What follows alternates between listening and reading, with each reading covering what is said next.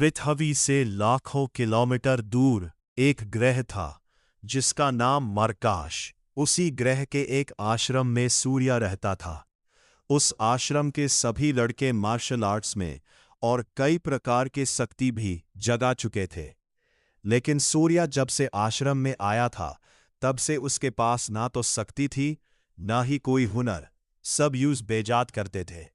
उसकी शादी बचपन में ही तय हो गई थी। आज सुबह सूर्य अपने कमरे से निकलकर बाहर जा रहा था। तभी आश्रम के लड़के यूज रोककर बोले, का बे निकम्बे, 5 साल से आश्रम में रह रहा है, ना तो तेरी मार्शल आर्ट्स सिखा ना कोई जड़ुई शक्ति है तेरे पास, तू इस आश्रम में क्या कर रहा। हाय यह कर सब उस पर हंसने लगे। तभी एक पीछे से आवाज आई। वह बहुत नाराजगी वाली थी। मेरे दादाजी ने क्या सोचकर ऐस बेकार आदमी से मेरी शादी ठीक कर दिया है। ऐस तो मार्शल आर्ट्स भी नहीं आती, ना ही कोई जादुई शक्ति है। सूर्या बोला, माँ ही तुम भी ऐसा ही सोचाती हो। हाँ, मैं ऐसा ही सोचाती हो। और अब मैं करण के साथ हूं। वह तुमसे लाख गुना अच्छा है। मैं इस बार वार्षिक परीक्षा में तुम्हें हराकर अपना शादी का रिश्ता तोड़ोगी। या कहकर वह चली गई। सूर्या बहुत उदास होकर पहाड़ के किनारे जाकर रोते हुए बोला, माँ मुझे क्यों छोड़कर चली गई, मुझे दुनिया नहीं चाहिए। तभी उसको किसी ने धक्का दे दिया। वाह, तेजी से नीचे गिरने ईगा। वह नीचे एक तालाब में गिरा और बेहोश हो गया। कुछ देर बाद उसका आँख खुला तो देखा एक सफेद कपड़े में खड़ा एक बूढ़ा आदमी वहाँ है, खड़ा है। वह आदमी कोई साधारण नहीं था, वह हवा में खड़ा था। यूज देखकर सूर्या डर गया। तो वह बोल, डरो मत, मैं कुछ नहीं करूंगा, तुमने ही मुझे आजाद किया है। सूर्या बोला, तुम हो कौन? मेरा नाम देव है, मुझे धोखे से मार दिया गया था। यह मेरा आत्मा है जो तुम्हारे गले में लॉकेट है, ना उसी में बंद था। आज तुमने मुझे निकाल है, मैं तुम्हें अंदर से सब देख रहा था। मैं तुम्हें अब से मार्शल आर्ट्स और जादुई की विद्या सिखाऊंगा। सूर्या ने हैरानी और अविश्वास के साथ उस वृद्ध व्यक्ति देव को देखा। देव की आभा किसी अलौकिक शक्ति से कम नहीं थी।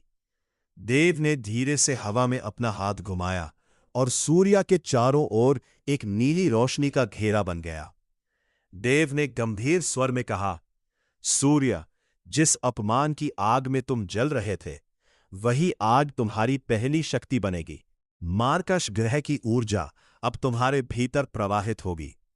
प्रशिक्षण का प्रथम चरण, आधार का निर्माण, स्तर 0 से 2। प्रशिक्षण के शुरुआती कुछ हफ्तों में सूर्या का शरीर बुरी तरह टूटने लगा। देव ने उसे कठोर शारीरिक अभ्यास में झोंक दिया। पहले चरण में उसे मार्कश के उस विशाल तालाब के भीतर भारी जल दबाव के बीच ध्यान लगाना था। सूर्या को अपनी सांसों को नियंत्रित करना सीखना था ताकि वो पानी के भीतर की ऊर्जा को अपने शरीर के छिद्रों से सोख सके। 0 स्तर पर सूर्या लिए एक छोटा सा पत्थर उठाना भी पहाड़ जैसा था। लेकिन देव का कठोर अनुशासन और सूर्या के मन में माही के अपमान की टीस ने उसे रुकने नहीं दिया। धीरे धीरे स्तर 1 तक पहुंचते ही सूर्या के शरीर की मांसपेशियां पत्थर जैसी कठोर हो गईं। स्तर 2 में पहुंचते ही उसने पहली बार अपने हाथों से ऊर्जा की एक छोटी सी चिंगारी पैदा की। उसने महसूस किया कि उसका रक्त अब सामान्य नहीं बल्कि बिजली की तरह दौड़ रहा है। द्वितीय चरण, तत्वों का एकीकरण, स्तर 3 से 5।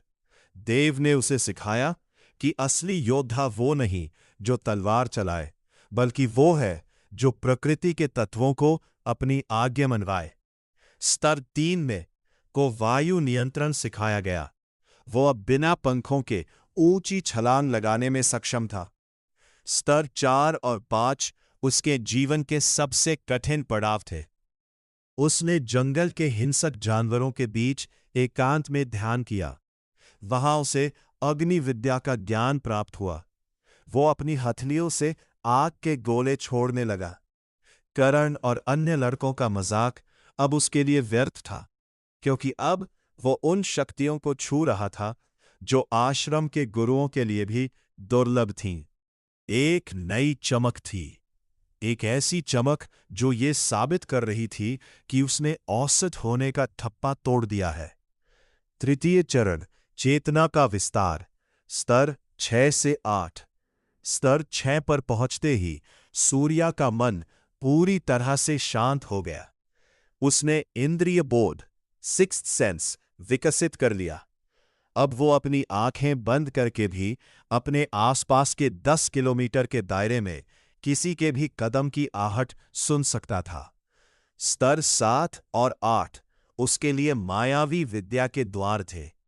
देव ने उसे सिखाया कि कैसे अपनी परछाई को अपना हथियार बनाना है। सूर्य अब एक साथ कई आभासी रूप, क्लोन्स बनाने में सक्षम हो गया था। उसकी गति इतनी बढ़ गई थी कि उसे खुली आंखों से देख पाना असंभव था। वो मार्कश ग्रह की उस गहरी ऊर्जा को अपने भीतर ऐसे समाहित कर चुका था जैसे कोई सूखा रेगिस्तान बारिश को सोख लेता है। अंतिम चरण, चरम शिखर, स्तर 9। जब सूर्य स्तर 9 पर पहुंचा तो आश्रम के ऊपर का आकाश अचानक बदलने लगा। बिजली कड़कने लगी और तालाब का पानी ऊपर की ओर उठने लगा। सूर्य के शरीर के चारों ओर एक गहरा सुनहरा कवच, ऑरा, चमक रहा था। उसने देव की ओर देखा, जो अब एक धुंधली छवि में बदल रहे थे। देव ने मुस्कुराते हुए कहा, सूर्य, तुम अब उस मुकाम पर हो जहां से पूरी दुनिया तुम्हें एक योद्धा के रूप में देखेगी। 9वां स्तर पूर्णता का प्रतीक है। अब तुम न केवल मार्शल आर्ट्स के मास्टर हो, बल्कि मार्कश की जादुई शक्तियों के स्वामी भी हो। उस क्षण सूर्य को लगा जैसे उसका हृदय एक ज्वालामुखी की तरह धड़क रहा है।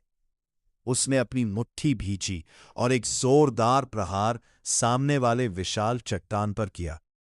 एक जोरदार धमाका हुआ और वो चट्टान धूल के गुब्बार में बदल गई। उसने सब कुछ पा लिया था, लेकिन उसके मन में अभी भी वो अधूरा रिश्ता था, वो अपमान था और वो वार्षिक परीक्षा थी। सूर्य ने अपना हाथ हवा में उठाया और वो कवच धीरे धीरे उसकी त्वचा के भीतर विलीन हो गया।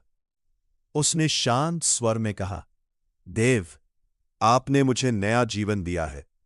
अब इस परीक्षा में माही और करण को यह देखना होगा कि जिस लड़के को उन्होंने बेकार समझा था, वो असल में क्या है। उसने आश्रम की ओर देखा। अब उसके कदम डगमगा नहीं रहे थे। उसका हर कदम आत्मविश्वास और शक्ति से भरा था। उसका रूप बदला हुआ था। चेहरे पर एक ऐसी गंभीरता थी जिसे देखकर कोई भी अंदाजा लगा सकता था कि मार्कश